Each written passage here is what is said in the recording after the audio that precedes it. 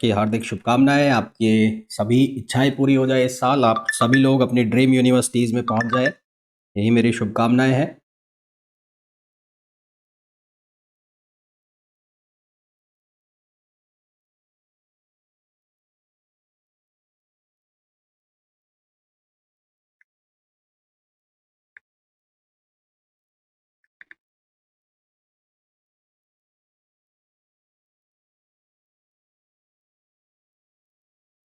मेरी voice clear है? Audio video clear है सभी को?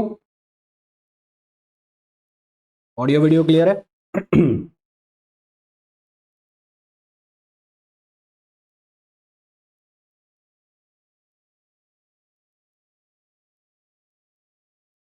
हैप्पी न्यू ईयर भाई, happy new year. Audio video clear है सभी को?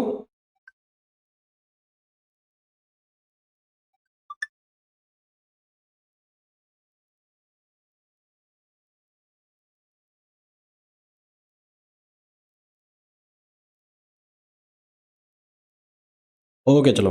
देखो, कल तक हमने डिस्कशन किया था कि जो चार्ज डिस्ट्रीब्यूशन है वो चार्ज डिस्ट्रीब्यूशन किस किस तरह का होता है, और आज की क्लास में हम कुछ स्टैंडर्ड फिगर्स के इलेक्ट्रिक फील्ड लिखेंगे उस चार्ज डिस्ट्रीब्यूशन के कारण। तो चार्ज डिस्ट्रीब्यूशन के कारण अलग अलग शेप के जो इलेक्ट्रिक फील्ड है उसकी वैल्यू हमें निकालनी है।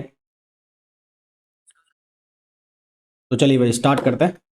तो सबसे पहले तो मैं बात कर लूँ electric field due to a point charge. तो जब आप पॉइंट चार्ज की वजह से इलेक्ट्रिक फील्ड की वैल्यू निकालेंगे, देखो ये फॉर्मूला आपको याद रखने पड़ेंगे क्योंकि डेरिवेशन इनका करने का कोई मतलब भी नहीं है। अगर डेरिवेशन अगर हम करने जाएं तो फिर ये ईएमटी बहुत लंबा खिंच जाएगा, अगले 1.5 महीने तक ईएमटी चलता रहेगा, इसमें इतने सारे डेरिवेशंस है। तो electric field due to a point charge, ये पॉइंट चार्ज की वजह से इलेक्ट्रिक फील्ड की जो वैल्यू होती है वो होती है के क्यू अपॉन आर स्क्वायर। ये कुछ आप ऐसा कंसीडर कर सकते हो कि यहाँ पर कोई चार्ज है और यहाँ से हमें आर डिस्टेंस के ऊपर किसी पॉइंट पर इलेक्ट्रिक फील्ड निकालना है। तो वो ई पी की वैल्यू किसके बराबर होगी? K Q square upon R, K Q square नहीं sorry, K Q upon are square के इक्वल होगी, K Q upon are square के इक्वल होगी। फिर electric field due to a point charge, एक पॉइंट चार्ज है क्यू और distance है, पॉइंट की जो डिस्टेंस है जिस पर इलेक्ट्रिक फील्ड निकालना है वो है T1 प्लस T2 डिस्टेंस पर है। इस डिस्टेंस पर है T1 प्लस T2 पर, where T1 is the thickness of the medium of dielectric constant K1।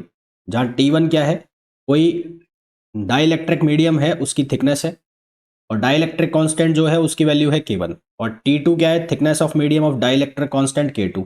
T2 क्या है? कोई डाइलेक्ट्रिक कांस्टेंट डाइलेक्ट्रिक है उसकी जो थिकनेस है वो K2 है, सॉरी जो उसका जो कांस्टेंट है वो K2 है। तो उसके लिए जो इलेक्ट्रिक फील्ड की वैल्यू है वो ये होगी E इक्वल्स टू के क्यू अपॉन आर स्क्वायर। अब यहाँ पर R इक्विवेलेंट लोगे और वो R इक्विवेलेंट किसके इक्वल होगा? वो होगा T1 under root K1 plus T2 under root K2, है ना? T1 अंडर रूट K1 और T2 अंडर रूट K2। तो ये वाला जो फॉर्मूला है ये पहली बार शायद तुम लोगों ने देखा होगा, ये नया फॉर्मूला है। मतलब अभी ये वाला फॉर्मूला तो तुम लोगों ने अपनी ग्रेजुएशन में भी देखा होगा, 12th में भी देखा होगा। ये फॉर्मूला थोड़ा सा नया हो सकता है तो इसको ध्यान रखना। हालांकि इस पे क्वेश्चन अभी तक आए नहीं है, फिर भी ध्यान रखना। क्लियर है यहाँ तक? तो बात करते हैं आगे। ये फॉर्मूला एक शीट में बना के इनको याद रखना, वो तभी याद होंगे, ऐसे याद नहीं होंगे। बहुत सारे फॉर्मूला है। एक स्ट्रेट कंडक्टर है, स्ट्रेट कंडक्टर जिस पर कोई भी चार्ज है, मैंने यहाँ पर पॉजिटिव चार्ज माना है और इसकी लेंथ मैंने ली है एल। फाइनाइट लेंथ का कंडक्टर है, फाइनाइट लेंथ का पहला केस है फाइनाइट लेंथ का। और इसकी वजह से इसके सामने कोई पॉइंट है पी, उस पॉइंट पी के ऊपर इलेक्ट्रिक फील्ड हमें निकालना है। अब इसके दो एंड, ये दो जो सिरे हैं इससे, यहां से जो पी पॉइंट है यहां पर एंगल कंस्ट्रक्ट हो रहे हैं, एक हो रहा है अल्फा और एक एंगल कंस्ट्रक्ट हो रहा है बीटा। तो होता क्या है, जब हम इसका डेरिवेशन करते हैं तो यहाँ पर एक स्मॉल चार्ज मानकर और स्मॉल चार्ज की वजह से पी पॉइंट पर इलेक्ट्रिक फील्ड निकालने की कोशिश करते हैं। सेम कहानी यहाँ से होती है। और फिर जब उनके कंपोनेंट्स आते हैं उन कंपोनेंट्स को सॉल्व करते हैं तो हमें एक्स डायरेक्शन में और वाई डायरेक्शन में इलेक्ट्रिक फील्ड मिलता है। तो एक्स डायरेक्शन में यहाँ पर इलेक्ट्रिक फील्ड और वाई डायरेक्शन में इलेक्ट्रिक फील्ड ये। तो ई एक्स की जो वैल्यू होती है वो होती है के लैम्बडा अपॉन आर। अब ये जो लैम्बडा है ये होता है लीनियर चार्ज डिस्ट्रीब्यूशन, जो कि कल मैंने आपको बताया था, लैम्बडा चार्ज अपॉन लेंथ। तो लीनियर चार्ज डिस्ट्रीब्यूशन होता है तो के लैम्बडा अपॉन आर, और ये लिखा जाता है sine alpha plus sign beta. ये हो गया साइन अल्फा और ये हो जाता है साइन बीटा, है ना? ये एंगल की डायरेक्शन देखना, ये एंगल इस तरह से चल रहा है। ये हो गया साइन अल्फा और एक हो गया साइन बीटा। प्लस साइन है यहाँ पर प्लस, जब आप एक्स की वैल्यू निकाल रहे हो। इसी तरह से जब ई वाई की वैल्यू आप निकालते हो तो ई वाई के केस में फॉर्मूला बनता है के lambda upon R cos alpha minus cos beta. ये जो आर डिस्टेंस है इसका ध्यान रखना हमेशा, आर परपेंडिकुलर डिस्टेंस है, perpendicular distance from from straight wire, perpendicular distance, perpendicular distance from straight wire. अब इसमें देखो स्पेशल केसेस बनते हैं। इसमें स्पेशल केसेस क्या बनते हैं, अगर मैं कह दूं अल्फा इक्वल्स टू बीटा, अगर मैं कह दूं अल्फा इक्वल्स टू बीटा, तो उस केस में क्या होगा, यहां पर बन जाएगा साइन अल्फा और साइन बीटा इक्वल हो जाएंगे। फॉर्मूला क्या बन जाएगा, 2 k लैम्डा ओवर आर और साइन अल्फा, और y जो है y हो जाएगा जीरो, क्योंकि कॉस अल्फा कॉस बीटा दोनों इक्वल हो जाएंगे, तो यहां पर ई वाई की जो वैल्यू है वो हो जाएगी जीरो, ई वाई की वैल्यू हो जाएगी जीरो। अब अगर मैं ये कह दूं इनफाइनाइट लेंथ का वायर है, जो वायर है वो इनफाइनाइट लेंथ का है, तो ये जो अल्फा बीटा है उसकी वैल्यू हो जाती pi by two. Alpha beta की वैल्यू पाई बाई टू हो गई, तो sine alpha pi by two, sine pi by two क्या वैल्यू देगा 1, तो ई एक्स की वैल्यू हो जाती है 2 k lambda upon are, E Y की वैल्यू हो जाती है जीरो, और ई नेट जो निकालते हैं वो ई नेट कैसे निकालते हैं, उसके लिए हम करते हैं e x square plus e y square. इस कंडीशन को आप स्पेशल नाम भी देते हो, क्या नाम देते हो, इसको नाम देते हो आप इलेक्ट्रिक फील्ड, इलेक्ट्रिक फील्ड, मैं ऊपर लिख देता हूं इसको, इस कंडीशन को आप एक स्पेशल नाम देते हो, उस नाम को मैं यहां लिख देता हूं electric field, electric field due to a infinite length, infinite length straight straight conducting wire, straight conducting wire at mid point, at mid point, है ना। तो जब ये लिखा आएगा तो उस केस में सीधा सीधा ये फॉर्मूला लगाओगे, e x equals to 2 k lambda upon are, E y equals to zero. अगर आप यहाँ पर के की वैल्यू सब्सटीट्यूट कर देते हो, के की वैल्यू सब्सटीट्यूट कर देते हो, तो ये फॉर्मूला रह जाता है, के की वैल्यू रखोगे तो 1/4 पाई एप्सिलॉन नॉट हो जाएगा, तो फॉर्मूला बन जाएगा 2 upon lambda upon 2 pi epsilon naught R, तो फॉर्मूला बन जाएगा lambda over 2 pi epsilon naught R. फिर एक दूसरा केस इसका बनता है, यदि अल्फा की वैल्यू जीरो हो जाए और बीटा पाई बाई टू, मतलब कि कहानी कुछ ऐसे हो जाए कि ये वायर है, ये वायर है, और ये पॉइंट जो है किसी भी एक एंड पर आ जाए, ये पॉइंट किसी भी एक एंड पर आ जाए, उस केस में जो फॉर्मूला है वो रह जाता है के लैम्डा अपॉन आर, यानी कि lambda upon 4 pi epsilon naught R, चाहे वो ई एक्स की बात चल रही हो चाहे वो ई वाई की, तो ई एक्स हो जाएगा इस डायरेक्शन में और ई वाई हो जाएगा इस डायरेक्शन में। और इस कंडीशन को भी आप एक स्पेशल नाम देते हो, नाम क्या देते हो कि electric field due to a long straight conducting wire at it end, इसके किसी भी एंड पर जब आपको इलेक्ट्रिक फील्ड निकालना हो तो उसकी वैल्यू, उस केस में अगर इस एंड पर निकाल लो चाहे इस एंड पर निकाल लो, ई एक्स ई वाई दोनों की वैल्यू सेम होगी, k lambda upon are. E net इसका जब निकालोगे तो वो बनेगा under root e x square plus e y square, जो कि सॉल्व होकर फॉर्मूला देगा under root 2 k lambda upon r. Clear है यहाँ तक, ये फॉर्मूला है स्ट्रेट कंडक्टिंग वायर के, और ये इसके स्पेशल केसेस है। क्वेश्चन जो बनते हैं वो स्पेशल केसेस पे बनते हैं।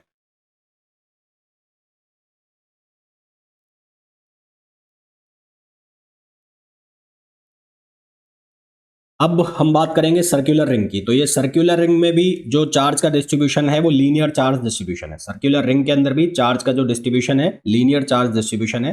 जिस तरह से जो लॉन्ग स्ट्रेट वायर है उसकी वजह से इलेक्ट्रिक फील्ड निकाला जाता है किसी पॉइंट पर, सेम कहानी यहाँ पर होती है। तो यहाँ पर हमने कंसिडर कर लिया रिंग में कोई एक एलिमेंट है, रिंग में कोई एलिमेंट है, उसका जो चार्ज हमने माना है वो डी क्यू माना है, और डी क्यू की वैल्यू किसके बराबर होती है, लैम्डा इंटू लेंथ। तो लेंथ जो इसकी ले ली मैंने वो डी एक्स ले ली, ये जो छोटा सा टुकड़ा है इसकी लेंथ जो ले ली वो कितनी ले ली, डी एक्स।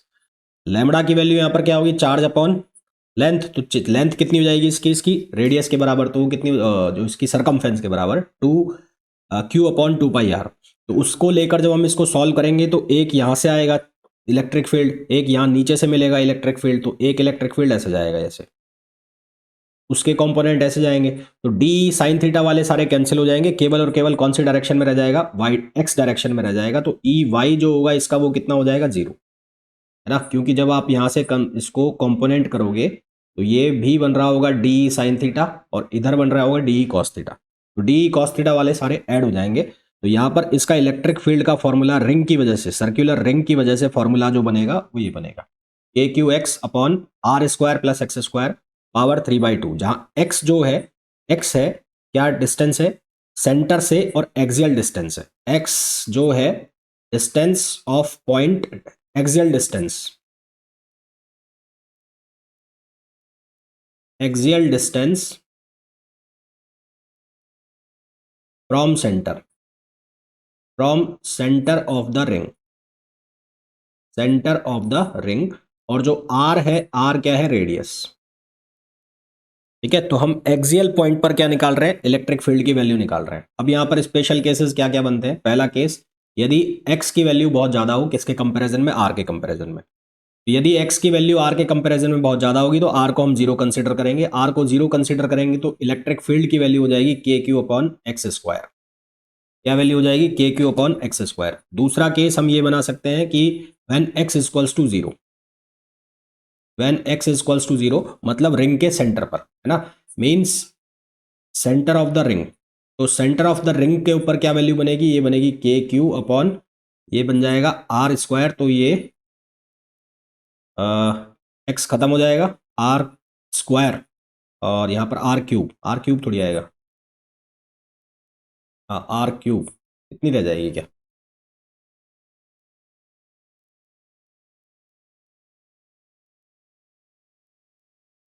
सेंटर पर तो जीरो ही आएगा ना यार, एक्स खत्म हो गया ना, जीरो हो गया, जीरो हो गया, तो सेंटर पर इलेक्ट्रिक फील्ड क्या हो जाएगा, जीरो हो जाएगा, पोटेंशियल आएगा, सेंटर पर इलेक्ट्रिक फील्ड जीरो हो जाएगा, तो इलेक्ट्रिक फील्ड एट सेंटर क्या हो गया, zero.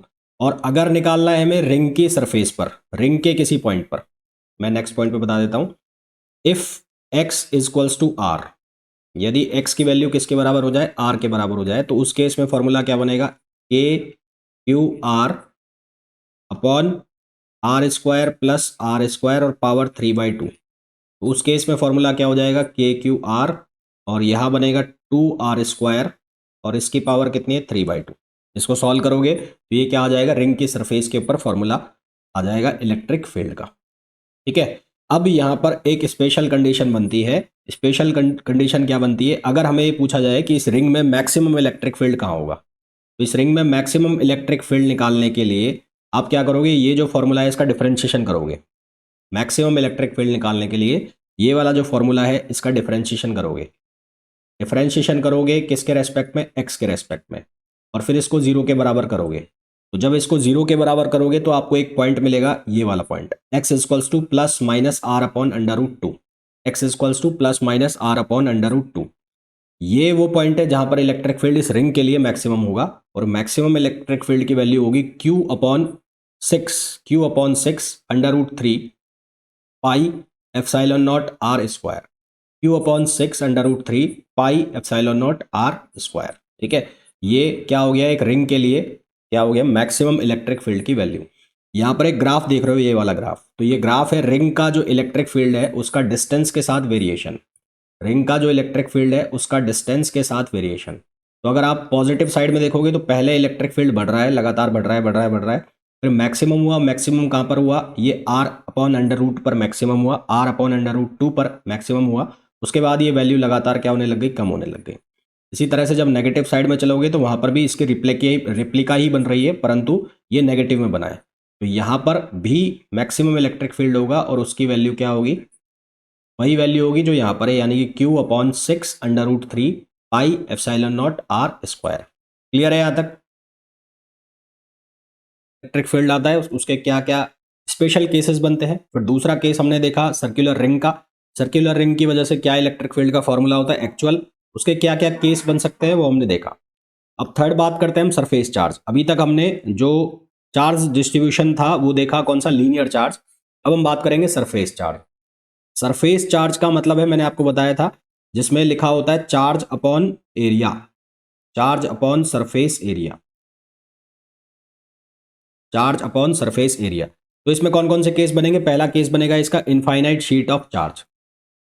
Infinite sheet of charge एक शीट है, पतली सी शीट है जिसकी जो लेंथ है वो डिफाइन नहीं है, यानी कि इनफाइनाइट शीट है, बहुत लंबी शीट है। तो इसकी वजह से जो इलेक्ट्रिक फील्ड निकालना है किसी पॉइंट पी पर, तो उसका फॉर्मूला होता है E equals to sigma upon two epsilon naught.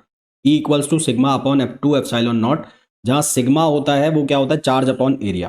तो अगर इस शीट के ऊपर चार्ज है क्यू, शीट के ऊपर चार्ज है क्यू, तो ये हो जाएगा क्यू अपॉन ए, क्यू अपॉन ए। तो इसका जो फॉर्मूला है वो ये भी लिखा जा सकता है, Q equals to E equals to Q upon two epsilon naught A. ये फॉर्मूला भी लिखा जा सकता है, Q upon two epsilon naught A. ठीक, अब यहाँ पर साफ साफ दिख रहा है कि जो पॉइंट पी है जिसके ऊपर हमें इलेक्ट्रिक फील्ड निकालना है, उसकी डिस्टेंस से ये इलेक्ट्रिक फील्ड का फॉर्मूला इंडिपेंडेंट है। उसकी डिस्टेंस से इलेक्ट्रिक फील्ड का फॉर्मूला इंडिपेंडेंट है।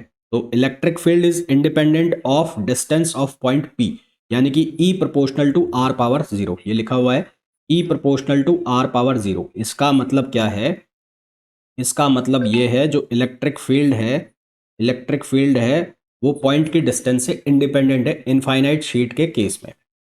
इसी की जगह यदि एक कंडक्टिंग शीट ले ली जाए, ये कौन सी शीट है, नॉन कंडक्टिंग शीट है। ये कौन सी शीट है, नॉन कंडक्टिंग। ये ध्यान रखना, इसमें गड़बड़ होने के चांस होते हैं। और ये कौन सी शीट है, कंडक्टिंग। कंडक्टिंग शीट मतलब जिसके दोनों तरफ चार्ज हो और इंड्यूस चार्ज भी जिसमें आ जाते हैं। तो उसकी वजह से जो इलेक्ट्रिक फील्ड का फॉर्मूला होता है वो होता है सिग्मा अपॉन एप्सिलॉन। ये फॉर्मूला है sigma upon over two epsilon, और ये फॉर्मूला है सिग्मा ओवर एप्सिलॉन। और इसको अगर मैं लिखना चाहूँ क्यू के फॉर्म में तो कैसे लिखेंगे, Q over A epsilon not, Q over A epsilon naught. यहाँ तक क्लियर है। ये दोनों ही केस में जो इलेक्ट्रिक फील्ड है वो उस पॉइंट की डिस्टेंस से इंडिपेंडेंट है जिस पर हमें इलेक्ट्रिक फील्ड निकालना है। ये दोनों ही केस में, ये जो दोनों ही केस में इलेक्ट्रिक फील्ड है ये इंडिपेंडेंट है पॉइंट की डिस्टेंस से जिस पर हमें इलेक्ट्रिक फील्ड निकालना है।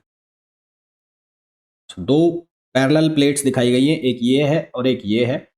ये पैरेलल शीट्स हैं जिन पर चार्ज जो है दोनों पर पॉजिटिव चार्ज रखा हुआ है, दोनों पर पॉजिटिव चार्ज है। यहाँ पर भी प्लस है पूरी पर, और यहाँ पर भी क्या है, पूरी पर प्लस। हो सकता है यहाँ पर माइनस भी होता, मैंने प्लस वाला केस बनाया है। इस शीट का जो सरफेस चार्ज डेंसिटी है उसको लिखा मैंने सिग्मा ए से, और इसकी जो सरफेस चार्ज डेंसिटी है उसको लिखा मैंने सिग्मा बी से। 3 पॉइंट दिखाए गए, एक पॉइंट है पी, एक पॉइंट है क्यू और एक पॉइंट है आर। हमें पी क्यू आर पर इलेक्ट्रिक फील्ड की वैल्यू बतानी है। तो सबसे पहली चीज़ तो यहाँ पर आपको ये ध्यान रखना है कि जो इलेक्ट्रिक फील्ड है उसकी डायरेक्शन का। मैंने आपको कल भी बताया था कि due to positive charge electric field होता है अवे फ्रॉम द पॉइंट, और due to negative charge electric field होता है टुवर्ड्स द पॉइंट। अगर पॉजिटिव चार्ज है तो इलेक्ट्रिक फील्ड चार्ज से दूर भागेगा, और अगर नेगेटिव चार्ज है तो इलेक्ट्रिक फील्ड चार्ज के पास आएगा। तो अगर मैं पी पॉइंट पर इलेक्ट्रिक फील्ड देखूं तो ए की वजह से पी पॉइंट पर इलेक्ट्रिक फील्ड उससे दूर जाएगा, डायरेक्शन ये होगी। और सिमिलरली बी पॉइंट से भी, बी की वजह से भी जो पी पर इलेक्ट्रिक फील्ड है वो उससे दूर होगा। यानी कि अगर दोनों को देखा जाए तो दोनों सेम डायरेक्शन में आ गए, ई ए और ई बी दोनों सेम डायरेक्शन में आ गए। सेम डायरेक्शन में आएंगे तो ऐड हो जाएंगे, तो ई पी इक्वल्स टू हो जाएगा ई ए प्लस ई बी। और ई ए की वैल्यू किसके बराबर होगी, sigma A upon two epsilon naught. E B की वैल्यू किसके बराबर होगी, sigma B upon two epsilon naught. तो 1/2 एप्सिलॉन नॉट कॉमन आ गया, क्या बच गया, sigma A plus sigma B. इसी तरह से अगर हम आर पर निकालें तो आर पर भी दोनों सेम डायरेक्शन में हो जाएंगे, क्योंकि जो ए की वजह से आर पर इलेक्ट्रिक फील्ड होगा वो अवे फ्रॉम द पॉइंट होगा। इसी तरह से आर पर बी की वजह से जो इलेक्ट्रिक फील्ड होगा वो भी अवे फ्रॉम द पॉइंट होगा। तो यहाँ पर इलेक्ट्रिक फील्ड हो गया इस डायरेक्शन में, तो यहाँ पर सिर्फ क्या करना है, अगर आपने ए वाली डायरेक्शन को पॉजिटिव ले लिया तो आर वाली डायरेक्शन को आपको नेगेटिव लेना पड़ेगा। तो यहाँ पर ई आर की वैल्यू हो जाएगी minus sigma A plus sigma B upon two epsilon naught. यहाँ तक क्लियर है क्या, ले लिया भाई, डायरेक्शन तो लोगे ही ना आप। अगर ये डायरेक्शन आप पॉजिटिव ले रहे हो तो ये डायरेक्शन नेगेटिव हो गई, और अगर इस डायरेक्शन में आपने पॉजिटिव ले लिया तो ये डायरेक्शन आपकी नेगेटिव हो गई। बस ये कंसेप्ट है।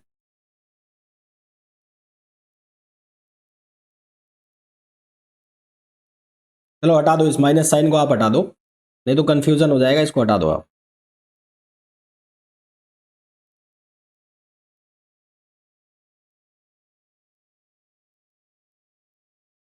हटा दो हटा दो, अवे फ्रॉम द फील्ड है, पॉजिटिव रखना बस। अब देखो ये बीच वाला पॉइंट है क्यू, ये क्यू पॉइंट है क्यू, ये क्यू पॉइंट है। इस क्यू पॉइंट पर इलेक्ट्रिक फील्ड निकालना है।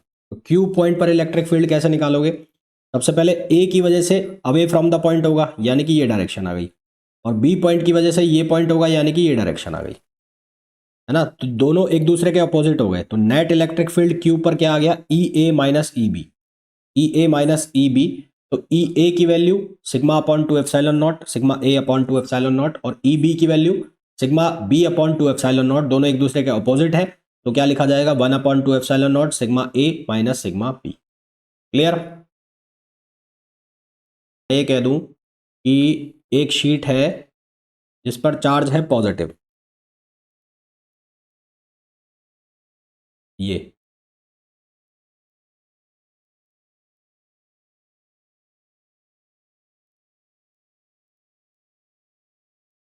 और इसको मैं लिख दूं सिग्मा, और एक दूसरी शीट मैंने ले ली,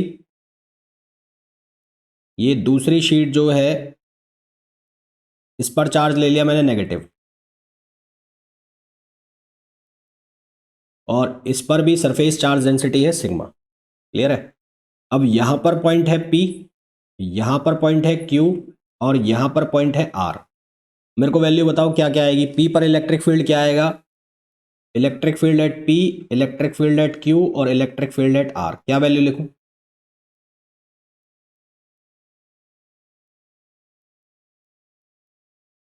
में तो यहां पर क्या वैल्यू हो गई, 0। तो अगर मैं इसको 1 लिख देता हूं 1, और इसको लिख देता हूं 2, E1 माइनस E2 दोनों का मैग्नीट्यूड सेम, तो 0 हो गया। सिमिलरली यहां पर जो इलेक्ट्रिक फील्ड आएगा वो आएगा इधर, और एक इलेक्ट्रिक फील्ड जाएगा जो हो जाएगा ऑपोजिट डायरेक्शन में, तो ये भी क्या हो जाएगा, E1 माइनस E2, ये भी क्या हो जाएगा, 0। यहां पर इलेक्ट्रिक फील्ड हो गया ये, और इधर जो इलेक्ट्रिक फील्ड है नेगेटिव की वजह से वो दोनों सेम डायरेक्शन में आ गए, तो यहां पर E1 प्लस क्या हो गया, E2, तो ये वैल्यू क्या हो गई, E1 प्लस E2, और क्या हो गया, sigma over two epsilon naught plus sigma over two epsilon naught, तो आंसर क्या आ गया, sigma over epsilon naught. Clear है, यही आंसर आ रहा है सबका।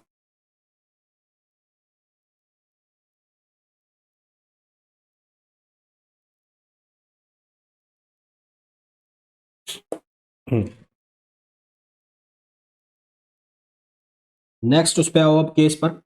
हाँ जी, तो अभी तक हमने बात की, रिंग की बात कर ली, फिर हमने बात की जो एक केस था ना, रिंग की और शीट की बात की। शीट की बात करी तो शीट में हमारे पास ये अलग अलग केस बने।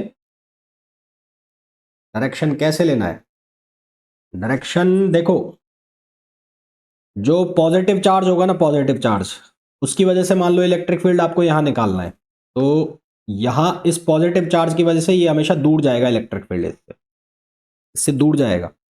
और अगर नेगेटिव चार्ज है, नेगेटिव चार्ज का मतलब अगर ये है नेगेटिव चार्ज है और इसकी वजह से आपको इलेक्ट्रिक फील्ड निकालना है, तो ये हमेशा इसको अपनी तरफ खींच लेगा, बस ये ध्यान रखो। तो ये जो पॉजिटिव चार्ज वाली शीट है, इस P पॉइंट से P पॉइंट पर पॉजिटिव वाली, ये इसको दूर भगाएगी, इससे दूर जाएगा, और ये जो नेगेटिव वाली है ये इसको अपने पास बुलाएगी, तो इसको पास बुला लिया, तो दोनों पर जो नेट इलेक्ट्रिक फील्ड हो गया ऑपोजिट डायरेक्शन में चला गया, एक पर पॉजिटिव है एक पर नेगेटिव है, तो नेट कितना हो गया, 0 हो गया। इसी तरह से जब मैं इस R पॉइंट के लिए बात करता हूं, तो ये वाली जो शीट है प्लस वाली, ये इसको दूर भेज रही है यहाँ पर, जो आपको दिख भी रहा है, और जो ये नेगेटिव वाली शीट है ये इसको अपने पास बुला रही है, तो यहाँ पर नेट कितना हो गया, E कितना हो गया, 0, तो यहाँ पर नेट इलेक्ट्रिक फील्ड कितना हो गया, 0। फिर अगर आप ये बीच वाला पॉइंट लेते हो, तो बीच वाले पॉइंट पर आप देखोगे कि ये पॉजिटिव वाली शीट है ये इसको दूर भेज रही है, और जबकि ये नेगेटिव वाली शीट है इसको अपने पास बुला रही है, तो नेट इलेक्ट्रिक फील्ड कितना हो गया, E1 plus E2। Charge conducting sphere, conducting sphere की वजह से इलेक्ट्रिक फील्ड निकालना है हमें, और इसमें दो केस बनते हैं तुम्हारे, एक बनता है सॉलिड का और एक बनता है होलो का। एक बनता है सॉलिड स्पेयर और एक बनता है होलो स्पेयर। सॉलिड स्पेयर का केस बनता है एक होलो स्पेयर का। सॉलिड स्पेयर की वजह से इसके बाहर, सॉलिड स्पेयर की वजह से इसके बाहर किसी पॉइंट पर आपको इलेक्ट्रिक फील्ड निकालना है, तो उसका फॉर्मूला बनता है KQ/R², जो कि एक पॉइंट चार्ज की वजह से होता है। सिमिलर है किसके, पॉइंट चार्ज की वजह से जो इलेक्ट्रिक फील्ड होता है उसके सिमिलर है, पर क्योंकि यहाँ पर सरफेस चार्ज डेंसिटी हम ले रहे हैं, तो सरफेस चार्ज डेंसिटी के अकॉर्डिंगली सिग्मा बराबर क्या होता है, Q/A, और सरफेस एरिया जो हो जाएगा या जो स्पेयर है उसका एरिया हो जाएगा 4πr², तो क्यू की वैल्यू लिखी जा सकती है सिग्मा 4πr²। तो 4 से 4 कैंसिल हो जाएगा, तो ये फॉर्मूला हो जाएगा sigma r² upon epsilon r²। यहां ध्यान रहे कि जो r है वो क्या है, बाउंडेड चार्ज। ये जो चार्ज है ये कौन सा है, बाउंडेड चार्ज। बाउंडेड चार्ज का मतलब है जो बाउंड्री के अंदर जो चार्ज है वो सारा चार्ज। तो ये वाली जो रेडियस ली हुई है, ये रेडियस किसकी है, रेडियस ऑफ स्फीयर। ये है रेडियस ऑफ स्फीयर। और ये जो डिस्टेंस ली है ये ली है distance of point, distance of point from centre. Clear है यहां तक। जो दोनों ही केस में सेम फॉर्मूला आएगा outside the sphere, outside the sphere. अब अगर बात की जाए surface of the sphere, sphere की सरफेस पर अगर हम फॉर्मूला निकालना चाह रहे हैं तो ये जो आर है ये किसके इक्वल हो जाएगा, कैपिटल आर के। ये आर किसके इक्वल हो जाएगा, कैपिटल आर के। तो यहां पर जो ये फॉर्मूला बन जाएगा, यहां पर क्या चेंज होगा, इस स्मॉल आर की जगह क्या लिख दोगे, कैपिटल आर। तो फॉर्मूला क्या बन जाएगा, के क्यू अपॉन r², ये लिखा जा सकता है।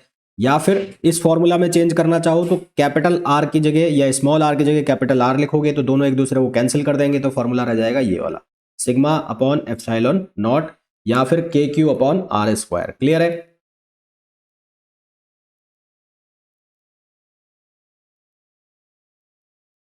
अगर इसका ग्राफ बनाया जाए डिस्टेंस का और इलेक्ट्रिक फील्ड का, तो इनसाइड द कंडक्टर यानी कि जब आर की वैल्यू लेस देन आर है, स्मॉल आर जो है वो डिस्टेंस है पॉइंट की, तो स्मॉल आर की वैल्यू जब लेस देन आर है तो इलेक्ट्रिक फील्ड यहां पर रहेगा 0। सरफेस पर इलेक्ट्रिक फील्ड, यहां पर इलेक्ट्रिक फील्ड किसके बराबर हो गया, के क्यू अपॉन r² के। और उसके बाद अगर आप देखोगे तो इलेक्ट्रिक फील्ड आर के साथ किस तरह का रिलेशन बना रहा है, reciprocal, inversely proportional to 1/r²। तो ये वाला ग्राफ बन गया, ये वाला ग्राफ बन गया। क्लियर है। नेक्स्ट पॉइंट पे आओ। तो यहां तक हमने बात की लीनियर चार्ज की, सरफेस चार्ज की। अब हम बात करेंगे वॉल्यूम चार्ज की। Volume charge, volume charge density का मतलब है रो, और रो बराबर किसके होता है, चार्ज अपॉन वॉल्यूम। रो बराबर चार्ज अपॉन वॉल्यूम। तो यहां पर जो स्पेयर मैं ले रहा हूं वो है नॉन कंडक्टिंग स्पेयर। इसके पहले जो मैंने स्पेयर की बात की थी वो था कंडक्टिंग स्पेयर। अब मैं बात कर रहा हूं नॉन कंडक्टिंग स्पेयर। एक बात ध्यान रखना, कंडक्टिंग वाले जितने भी केस जाएंगे वो जाएंगे सब सरफेस चार्ज में। कंडक्टिंग वाले जितने भी केस जाएंगे वो जाएंगे सरफेस चार्ज डेंसिटी में, और नॉन कंडक्टिंग वाले जो स्पेयर का केस हुआ, सिलेंडर का केस हुआ, वो आएंगे वॉल्यूम चार्ज डेंसिटी में। मैं फिर रिपीट कर रहा हूं, जो कंडक्टिंग स्पेयर होगा, कंडक्टिंग सिलेंडर होगा, वो किस केस में जाएंगे, वो सरफेस चार्ज डेंसिटी के केस में जाएंगे। और अगर मैं बात कर रहा हूं नॉन कंडक्टिंग की, सिलेंडर की, या मैं बात कर रहा हूं नॉन कंडक्टिंग स्पेयर की, तो वो जाएंगे वॉल्यूम चार्ज डेंसिटी के केस में। तो वॉल्यूम चार्ज डेंसिटी के केस में भी 3 केस बनेंगे यहां पर। एक बनेगा आउटसाइड द स्पेयर, एक बनेगा सरफेस पर, और एक बनेगा इनसाइड द स्पेयर। तो आउटसाइड द स्पेयर जब आप यहां पर फॉर्मूला निकालोगे तो वो सेम फॉर्मूला आएगा जो कि कंडक्टिंग स्पेयर का आया था। कितना आएगा, के क्यू अपॉन r²। वहां पर भी यही फॉर्मूला था, यहां पर भी यही फॉर्मूला है, पर यहां पर आप इसको वॉल्यूम चार्ज डेंसिटी के फॉर्म में चेंज कर सकते हो। कैसे कर सकते हो, रो बराबर क्या है, चार्ज अपॉन वॉल्यूम। तो चार्ज अपॉन वॉल्यूम, यहां पर ये अगेन वही आर जो है वो रेडियस है, रेडियस, रेडियस ऑफ स्पेयर। ठीक है। और ये वाली जो आर है ये क्या है, distance of point, distance of point. तो यहां पर अगर आप इसको वॉल्यूम चार्ज डेंसिटी के फॉर्म में चेंज करना चाह रहे हो तो ये फॉर्मूला बन जाएगा रो r³ अपॉन 3 ε0r²। रो r³ अपॉन 3 ε0r²। सरफेस पर निकालना है, सरफेस पर r किसके इक्वल हो जाएगा, कैपिटल आर के। सरफेस पर r कैपिटल आर के इक्वल हो गया, तो आपको क्या चेंज करना है, यहां पर स्मॉल आर की जगह क्या कर देना है, कैपिटल आर। और अगर इसको आपको रो के फॉर्म में लिखना है तो r बराबर r करोगे तो फॉर्मूला रह जाएगा rho r upon 3 ε0, rho r upon 3 ε0। Inside the sphere अगर आपको फॉर्मूला निकालना है तो inside the sphere capital R की जगह क्या हो जाएगा, स्मॉल आर, यानी कि r जो है वो लेस देन हो गया कैपिटल आर। अब इसका एग्जैक्टली जो डेरिवेशन है वो गाउस लॉ से आते हैं। गाउस लॉ जब मैं आगे बढ़ाऊंगा तो वहां पे इनको ड्राइव करके भी बता दूंगा, अभी के लिए आपको याद रखने पड़ेंगे। रो r अपॉन 3 ε0, यहाँ पर है रो कैपिटल R अपॉन 3 ε0, यहाँ पर है रो r अपॉन 3 ε0। और अगर आप इसको के क्यू के फॉर्म में लिखते हो तो ये लिखा जाएगा k Q upon k Q R upon r cube, k Q R upon r cube. अब इसको ध्यान से देखो, यहां पर जो इलेक्ट्रिक फील्ड है वो आर के प्रोपोर्शनल है, यहां पर जो इलेक्ट्रिक फील्ड है वो आर के प्रोपोर्शनल है, और यहां पर जो इलेक्ट्रिक फील्ड है वो आर स्क्वायर के रेसिप्रोकल है, आर स्क्वायर के रेसिप्रोकल है। इनका जो ग्राफ बनेगा वो ग्राफ कैसे जाएगा, इनसाइड, इनसाइड मतलब यहां पर, यहां तक तो जो ई है, जो आर है वो लेस देन आर है, यहां तक क्या हो रहा है, आर लेस देन आर है, इस पॉइंट पर क्या हो रहा है, आर इक्वल्स टू आर है, और यहां पर क्या हो रहा है, आर ग्रेटर देन आर है। जब आर लेस देन आर होगा तो ये कैसे चलेगी, स्ट्रेट लाइन चलेगी सीधी, और फिर ये इलेक्ट्रिक फील्ड बढ़ता रहेगा, और बढ़ते बढ़ते सरफेस पर ये मैक्सिमम वैल्यू देगा जो कि किसके बराबर होगी, rho r upon 3 epsilon naught. और उसके बाद ये इलेक्ट्रिक फील्ड डिक्रीज होना स्टार्ट हो जाएगा, जैसे कि यहाँ पर दिखाया भी है, e proportional to 1 upon are square. Clear है, ये नॉन कंडक्टिंग स्फीयर के लिए। जैसे कि पहला केस है uniformly charge semi circular ring, हमने रिंग का पढ़ा था, अब हम सेमी सर्कुलर रिंग की बात कर रहे हैं। तो एक सेमी सर्कुलर रिंग है जिस पर मान लो पॉजिटिवली चार्ज है ये पूरी, तो इसके ऊपर इलेक्ट्रिक फील्ड निकालना है इसके सेंटर पर, सेंटर हो गया ये ओ पॉइंट है, ये इसका सेंटर है।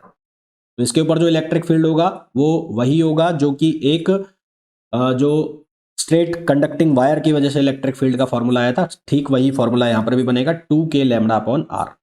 जो एक स्ट्रेट कंडक्टिंग वायर में फॉर्मूला आया था, ठीक वही फॉर्मूला यहाँ पर भी बनेगा, 2k लैम्डा अपॉन आर, और इस डायरेक्शन में इलेक्ट्रिक फील्ड आएगा, इस डायरेक्शन में, मतलब ये डायरेक्शन में इलेक्ट्रिक फील्ड होगा यहाँ पर। अब यहाँ पर जो लैम्डा है वो क्या है, चार्ज पर यूनिट लेंथ, तो क्यू और लेंथ जो हो जाएगी इस जो सेमी सर्कुलर रिंग है इसकी लेंथ के बराबर हो जाएगी, यानी कि इसकी सरकमफेरेंस। तो इसकी सरकमफेरेंस कितनी हो जाएगी, पाई आर। तो लैम्डा की वैल्यू कितनी हो जाएगी, क्यू अपॉन पाई आर। तो यहाँ पर अगर लैम्डा की वैल्यू रख दूँ और मैं के की वैल्यू रख दूँ जो कि है 1 अपॉन 4 पाई एप्सिलॉन नॉट, तो फॉर्मूला बन जाएगा Q upon 2 pi square epsilon naught R square ना। तो ये फॉर्मूला भी और ये फॉर्मूला भी दोनों ही सही है, आप कौन सा यूज करना चाहते हैं वो आप पे डिपेंड करता है। Q upon 2 pi square epsilon naught R square. इसी तरह से अगर हमें यूनिफॉर्मली चार्ज डिस्क, एक डिस्क, अब मैं बात कर रहा हूँ डिस्क की, तो डिस्क के एक्सियल पॉइंट पर इलेक्ट्रिक फील्ड निकालना है, डिस्क के एक्सियल पॉइंट पर इलेक्ट्रिक फील्ड निकालना है। लेट सपोज ये ई एक्स है और ये पॉइंट है पी, तो किसी डिस्क के एक्सियल पॉइंट पर इलेक्ट्रिक फील्ड निकालना है जहाँ आर उसकी रेडियस है, तो उसका फॉर्मूला होता है सिग्मा अपॉन 2 एप्सिलॉन। सिग्मा का मतलब होता है surface charge density, surface charge density, उसका formula sigma upon 2 epsilon naught 1 minus x, x axial distance है, upon under root x square plus are square. अगर मैं कह दूं एक्स अप्रोच कर रहा है जीरो को, अगर एक्स अप्रोच कर रहा है जीरो को, तो यहाँ एक्स जीरो हो गया, तो ये फॉर्मूला बन जाता है किसका, जो हमने इनफाइनाइट कंडक्टिंग शीट देखी थी उसके बराबर ये फॉर्मूला बन जाता है।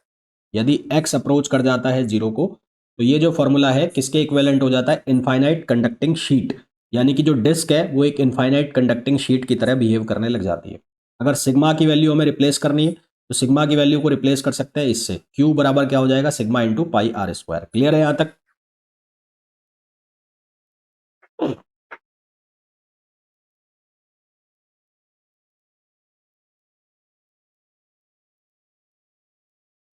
चलो भाई नेक्स्ट पॉइंट पे आओ।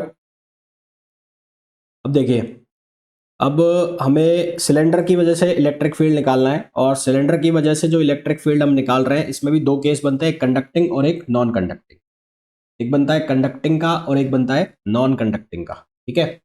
नॉन कंडक्टिंग में तो जो सरफेस चार्ज डेंसिटी यहां पर जो कंसिडर होगा वो होगा volume charge density. Non conducting में जो चार्ज डेंसिटी कंसिडर होगी वो होगी वॉल्यूम चार्ज डेंसिटी। तो यहां पर कंसिडर करो volume charge density, volume charge density, यानी कि यहां पर आएगा रो, और रो किसके बराबर होगा, चार्ज अपॉन वॉल्यूम, होगा चार्ज अपॉन वॉल्यूम। तो सबसे पहला जो फॉर्मूला बनेगा वो बनेगा इसका, जो फॉर्मूला आएगा वो आएगा यहां पर बनेगा rho r upon 2 epsilon naught, rho r upon 2 epsilon naught. Rho कैसे आया है, अगर इसकी लेंथ मैं एल ले लूं, इसकी मैं लेंथ ले लूं एल, तो रो की जो वैल्यू होगी वो किसके बराबर होगी, Q upon pi R square L. और ये पाई आर जो होगा ये कौन सा आर होगा, कैपिटल आर होगा, कैपिटल आर।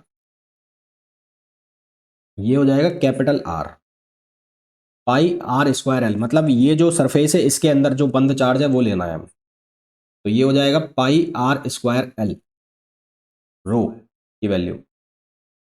और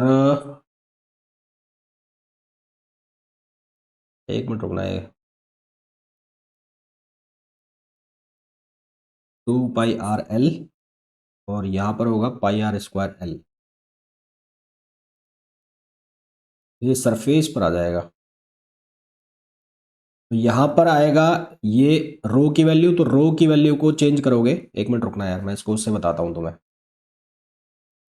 गाउस लॉ से बताता हूँ, गाउस लॉ से। तो ये बनेगा तुम्हारा रो आर स्क्वायर, तो ये हो गया ना, हाँ रो आर स्क्वायर ठीक है। और यहाँ पर हो जाएगा, ये हो जाएगा 2 एप्सिलॉन नॉट और आर, ये फॉर्मूला आएगा आउटसाइड द स्पेयर, ये फॉर्मूला आएगा outside the sphere, rho R square upon 2 epsilon naught R. यहाँ से तुम्हें दिख रहा है कि ई जो है वो प्रोपोर्शनल है 1/r के, outside the sphere E proportional है 1/r के। सरफेस के ऊपर क्या होगा, सरफेस के ऊपर कैपिटल आर और स्मॉल आर दोनों इक्वल हो जाएंगे, कैपिटल आर और स्मॉल आर इक्वल होंगे तो यहाँ पर फॉर्मूला रह जाएगा सरफेस के ऊपर rho r upon 2 epsilon naught, surface पर rho r upon 2 epsilon naught, जब आर इक्वल्स टू हो जाएगा कैपिटल आर, और इनसाइड द सरफेस हो जाएगा rho r upon 2 epsilon naught, यहाँ पर क्या हो जाएगा आर लेस देन आर। यहाँ जब इनका आप ग्राफ बनाओगे तो वो ग्राफ बनेगा कुछ इस तरह से, ये डिस्टेंस हो गई आर, ये हो गया ई, तो अंदर के लिए पहले ये चला प्रोपोर्शनल है, ये डायरेक्टली प्रोपोर्शनल है इनसाइड के लिए, तो यहाँ पर वैल्यू हुई मैक्सिमम, और उसके बाद ये जो वैल्यू है 1/r के रेसिप्रोकल हो गया, तो ये वैल्यू इस तरह से जा रही है। तो यहाँ पर आ रहा है ई प्रोपोर्शनल टू 1/r और यहाँ आ रहा है ई प्रोपोर्शनल टू आर, ये किसके लिए, नॉन कंडक्टिंग के लिए। क्लियर है?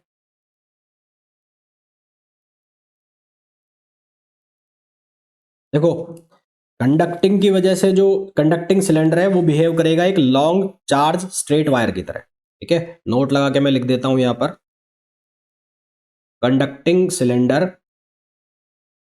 Conducting cylinder behaves like a long charge wire, long charge straight wire.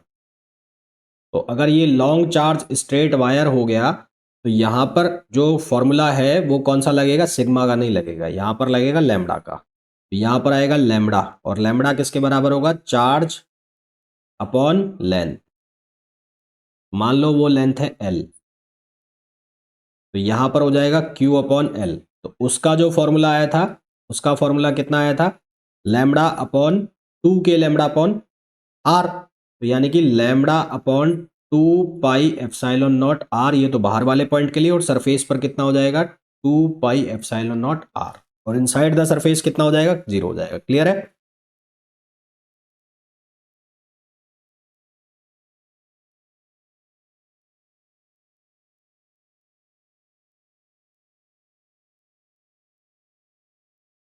तो ये हमने कुछ स्पेशल केस पढ़े, कुछ जो शेप्स हैं, कुछ बॉडीज हैं, उनकी वजह से इलेक्ट्रिक फील्ड की वैल्यू हमने लिखी अलग अलग केस में। अब इसका जो नेक्स्ट लेक्चर होगा उसमें हम कुछ क्वेश्चंस करेंगे इनके ऊपर जो बन सकते हैं, हालांकि इनके ऊपर क्वेश्चंस बनते नहीं है, क्वेश्चन जो आते हैं वो गाउस लॉ से आते हैं। तो इसके बाद कुछ एक क्वेश्चन करेंगे और उसके बाद हम बात करेंगे इलेक्ट्रिक फील्ड लाइन की और पोटेंशियल की। इलेक्ट्रिक फील्ड लाइंस क्या होती हैं, पोटेंशियल क्या होता है, उसको हम देखेंगे। पोटेंशियल जिन शेप्स के लिए हमने इलेक्ट्रिक फील्ड निकाला है उन्हीं सब शेप्स के लिए हमें पोटेंशियल की भी जरूरत पड़ेगी, पोटेंशियल भी हमें पता होना चाहिए। फिर हम रिलेशन निकालेंगे इलेक्ट्रिक फील्ड और पोटेंशियल के बीच, और देन हम आएंगे गाउस लॉ के ऊपर। वो गाउस लॉ और फिर जो इलेक्ट्रिक फील्ड की वजह से वर्क डन, टॉर्क और डायपोल मोमेंट, फिर वो सारी चीज़ें चालू होंगी। क्लियर है यहाँ तक?